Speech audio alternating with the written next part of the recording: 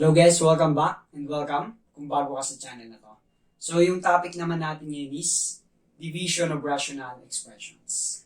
So pag nagdi-divide tayo ng rational expressions, same lang yung rule niya pag nagdi-divide tayo ng rational numbers. So ganito lang yung rule niya. So for example, number 1, 5/7 divided by 2/21. So una, copy mo lang tong dividend. Okay? So itong number sa left natin is yung dividend. Yung nasa right, divisor. Okay? So, copy natin yung dividend. Then, times the reciprocal of the divisor. Okay, so yung reciprocal ng 2/21 is 21/2. Reciprocal, baliktarin lang natin. Yung denominator gawin natin numerator, din yung numerator gawin natin denominator. Yun lang yung reciprocal. And then, apply lang natin dito yung rules ng multiplication. Okay? So, cancel muna natin yung mga common factor. So, 21 is 7 times 3. So, cancel na yung 7. Matitira na lang sa numerator is 5 times 3 over denominator is 2 times 1. So, 2. So, final answer is 15/2. Okay? Ganun lang. For example, number 2. 3ab squared over 4c divided by 9a squared b to the 4th over 8c cubed. So, ano yun? Una, copy lang natin si dividend. So, 3ab squared over 4c, then times yung reciprocal ng divisor. So, reciprocal nito is 8c cubed over 9a squared b to the 4th. Again, yung reciprocal, baliktarin lang natin. Okay? Now, cancel na natin yung mga common factors. So, dito muna tayo sa mga numbers. So, 8 is 4 times 2, 9 is 3 times 3. So, cancel na yung isang 3 dito. Cancel yung 4. Then, matitira sa numbers natin. Sa numerator is 2 na lang. And then, sa denominator is 3 na lang. So, 3. Okay? Next, sa variable naman. Yan. Loss of exponent lang. So, yung a divided by a squared. So, dahil division siya, subtract lang natin yung exponent. So, 2 minus 1, 1 na lang matitira dito. So, a to the 1. So, cancel na tong a. Next natin, si b naman. b squared divided by b to the 4th. Again, division, minus lang yung exponent. So, 4 minus 2, 2 na lang yung matitira sa denominator natin. So, b. So, b to the 2 na lang. Cancel na to. And then, last is c. C cubed over c. Again, division, minus lang. 3 minus 1, that is 2. So, c to the 2 or c squared. Okay? So, ito na yung final answer natin. Okay? Then, for number 3 natin. So, first step, copy muna natin si dividend. So, 3x minus 6 over 6. Then, times yung reciprocal ng divisor. So, yung reciprocal nito is 4 over x squared minus 4. Is yung reciprocal, binaliktad lang natin. Okay? Now, factor na natin. Yung numerator and denominator. So, unahin natin to. So, common monomial factoring lang. So, yung common factor niya is 3. So, labas natin si 3. 3x divided by 3. X na lang. Then, minus 6 divided by 3, that is 2 na lang. Okay? So, na-factor na natin to.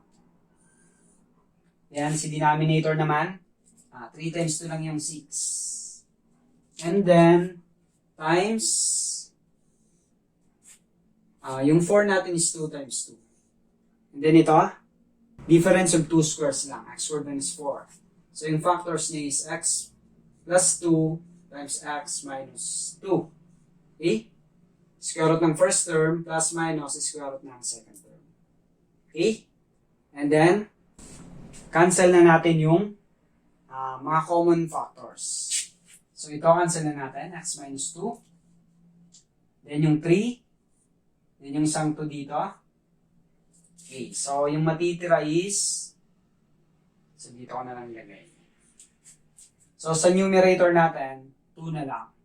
Sa denominator, x plus 2 na lang. So, ito na yung final answer natin. Okay? And for the last example natin, example number 4, x squared plus 3x over 3x minus 15 divided by x squared plus 5x plus 6 over x squared minus 25. So again, first step, copy lang natin si dividend. X squared plus 3x over 3x minus 15 then times yung reciprocal ng divisor. So, reciprocal niyan is x squared minus 25 over x squared plus 5x plus 6. Okay, again, reciprocal, balik pa rin lang natin. Okay? So now, factor na natin. So, ito, ano yung factor niya? So, common monomial factoring lang. So, common factor niya is x. X squared divided by x. X na lang. Then plus 3x divided by x, 3 na lang. Okay, so na-factor na natin to. Next, yung denominator naman. So, yung common factor naman niya is 3. So, labas natin si 3. 3x divided by 3, that is x na lang. Minus 15 divided by 3, 5. Okay, times. So, ito naman yung i-factor natin. X squared minus 25. That is difference of two squares. So, yung factors niya is square root ng first term, square root ng x squared, that is x, plus minus is square root ng 25. That is 5. Plus minus pala ito. 5. Okay? So, ito na yung factors ng numerator natin. Then, sa denominator, general trinomials. Factors ng 6 kung saan yung sum niya is 5. That is 3 times 2. 3 times 2 is 6. 3 plus 2 is 5. So therefore, yung factors ng trinomial is x plus 3 times x plus 2. Okay? Now, cancel na natin yung mga common factors. So, ano yung mga common factors natin? X plus 3, cancel na siya. Then, x minus 5, cancel din.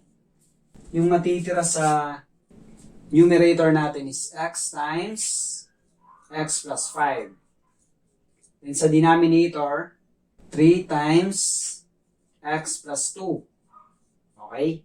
So, simplify pa natin. Distribute lang natin yung x. X squared plus 5x over, distribute natin yung 3, 3x plus 6. So, ito na yung final answer natin. Okay? Comment below guys kung nakatulong yung video.